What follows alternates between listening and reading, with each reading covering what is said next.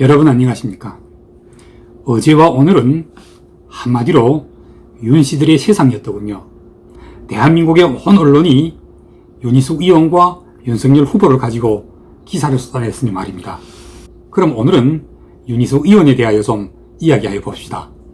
모두들 그 유명한 5분짜리 명연설 기억하고 계시겠죠? 나는 임차입니다.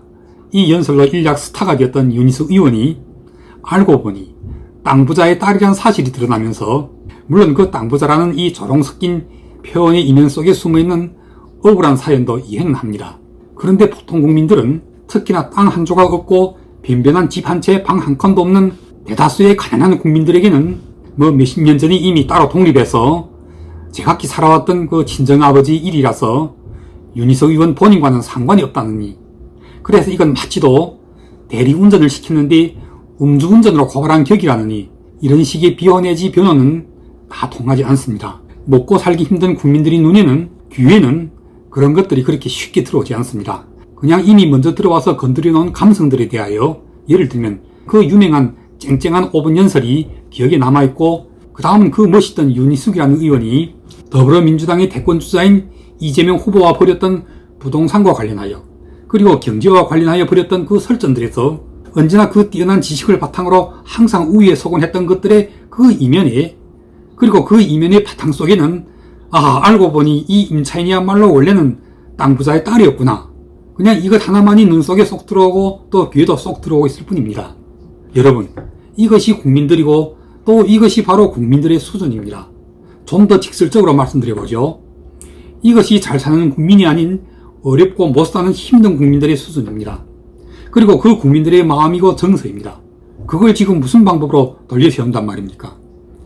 의원직 사퇴를 선언한 윤희숙의 앞에서 함께 슬퍼하는 이준석의 눈물이, 그리고 모두 함께 약속이라도 한 듯이 이구동성으로 사퇴를 만류하고 있는 윤석열, 최재형, 유승민, 당신들한테도 또한 10가지, 100가지의 이유와 원인이 있더라도 그 이유와 원인의 어느 한 가지인들 자기 집 방 한 칸도 없이 새방을 전전하며 하루하루 먹고 살기 힘든 정말 가난한 국민들이 그 나는 임차입니다로 스타가 되었던 윤희숙 의원에게서 하루아침에 받아놨던 배신감으로 인한 상처를 위로할 수가 있겠습니까? 때문에 권고합니다. 모두 입을 다무십시오. 아무도 나서서 만류하지 마십시오. 이럴 때일수록 진정으로 국민만 바라보고 대통령이 되고자 하는 진정한 대선 후보들이라면 윤희숙 의원이 편에 설 것이 아니라, 윤희숙 의원에게 설사 10가지, 100가지의 억울함이 있더라도 그 억울함을 대신 나서서 호소하고 비교하고 변호할 것이 아니라, 윤희숙 의원 때문에 열받고 화가 난 못 사는 국민들, 즉 자기 땅 없고 자기 집 없는 정말 못 사는 가난한 국민들의 편에 서서 그 국민들을 위로하고 그 국민들을 위해서라도 대통령이 되어 어떻게 잘하겠다는 말씀을 담은 한두 마디라도 더 하셔야 합니다. 윤희숙 의원의 억울함은 그것이 진짜 억울한 것인지 아니면 가짜로 억울한 것인지, 이것은 시간이 다 해결합니다. 그리고 그 시간이 그렇게 길게 걸리지도 않을 것입니다. 경찰이 수사를 진행하면 억울하기는 고사하고 오히려 지금 밝혀진 것보다도 더 큰 것이 드러날지, 아니면 진짜로 억울했고 이 억울한 사건을 조장한 것이 다름 아닌 정부 여권과 그리고 이번 조사를 진행한 권익위 쪽의 모종의 의도에 의한 것이었다는 사실이 드러나게 될 것이 아니겠습니까? 때문에 그날 그 시간을 기다리십시오. 지금 당장 급한 것은 눈앞에 떨어진 불입니다. 자기 땅 한 조각 없고 자기 집 한 채 없는 못 사는 국민들의 머릿속에 각인되어버린 나는 임차인입니다의 그 스타가 사실은 땅부자의 딸이었다는 이 사실 하나뿐입니다.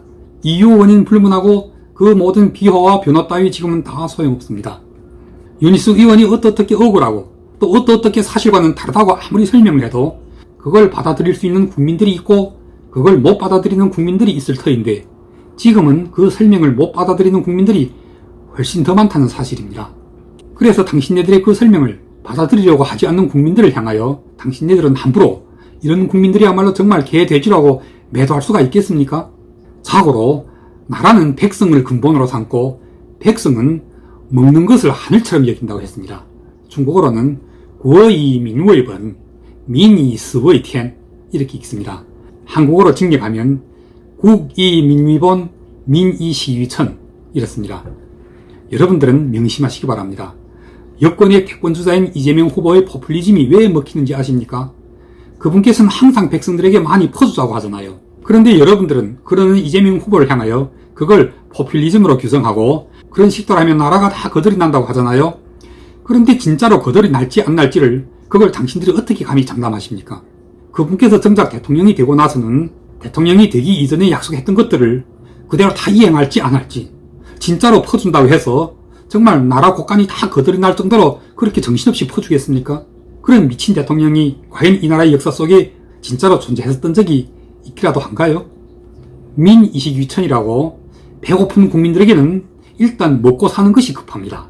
땅 없고 집 없고 쌀 없어서 춥고 배가 고픈 아주 못 사는 많은 국민들한테는 땅 부자 딸이 나는 임차인입니다 하고 속여서 그 때문에 잔뜩 화가 난 국민들한테 당신들이 아무리 나서서 사실은 땅 부자 딸이 아니라고 이미 몇십 년 전부터 경제적으로 독립했기 때문에 친정아버지 일은 모르는 일이라고 또 이건 정부 여권과 권익위 쪽에서 잘못 조사했기 때문이라는 이런 식의 설명과 비호와 변호가 어떻게 통할 수 있겠습니까? 이준석 대표, 이 바보같이 아니 마마보이같이 눈물이나 찔찔 짜는 정말 모자라도 한참 모자란 철부지 애숭이한테는 이제 더 이상 할 말이 없습니다.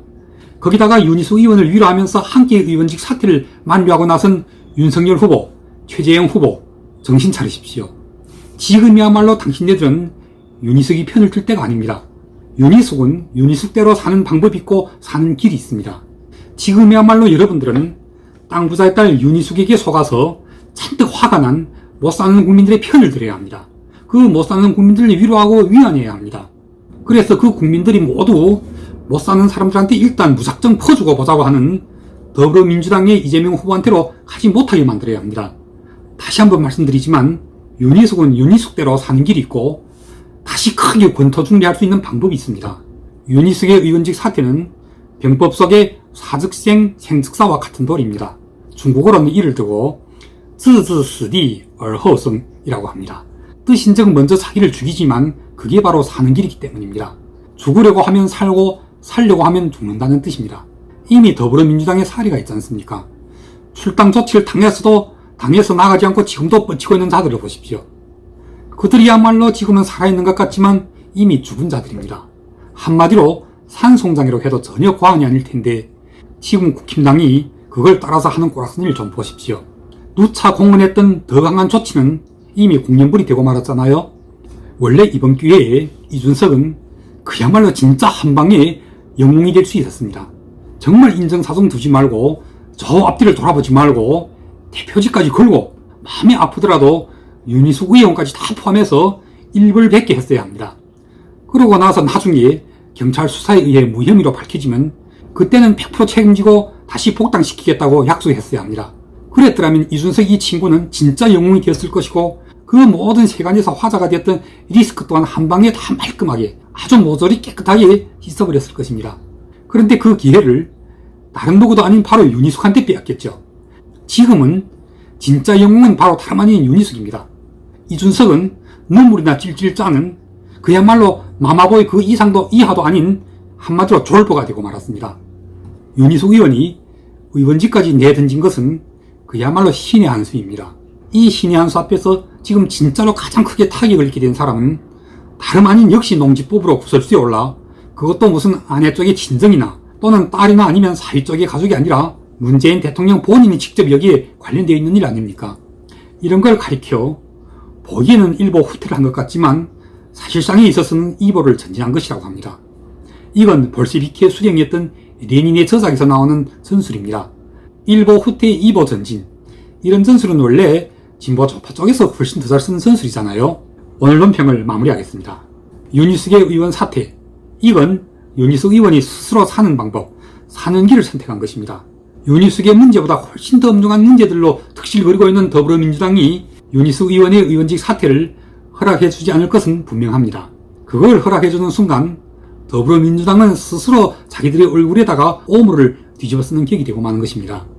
100% 가능하건대 더불어민주당 쪽에서는 윤희숙을 향하여 우리들한테도 문제가 많으니 너희 이 정도는 아무것도 아니라고 그냥 두루두루 문제가 많은 것들끼리 더불어서 함께 반쯤은 서로 눈 감고 잘 지내자고 할 것입니다. 그래서 윤희숙의 의원 사퇴는 한마디로 그 1차원의 시각에서 보면 신의 한 수일지 몰라도 좀 더 깊이 2차원 내지 3차원의 시각에서 보면 이 또한 역시 국민들을 속이는, 그런데 잘 사는 부자 국민들은 못 속입니다. 즉 윤희숙의 아버지처럼 땅 부자들은 절대 못 속입니다. 그냥 땅 없고 집 없는 못 사는 국민들만은 속일 수가 있을 것입니다. 즉 그런 국민들을 속이는 데는 꽤나 효과를 볼 수 있는 여전히 하나의 생쇼에 불과할 따름인 것입니다. 마지막으로 한마디만 더 하겠습니다.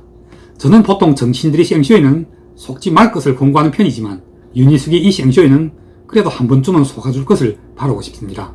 왜냐하면 윤희숙은 진짜 괜찮은 정치인이니까요.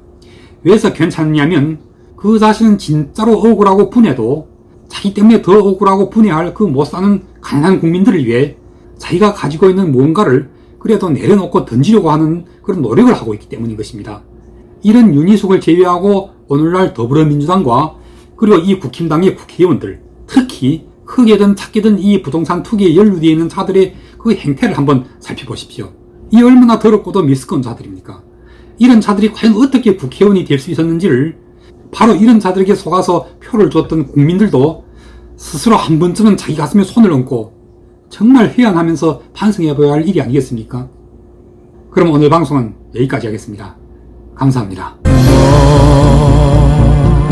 알고 있나?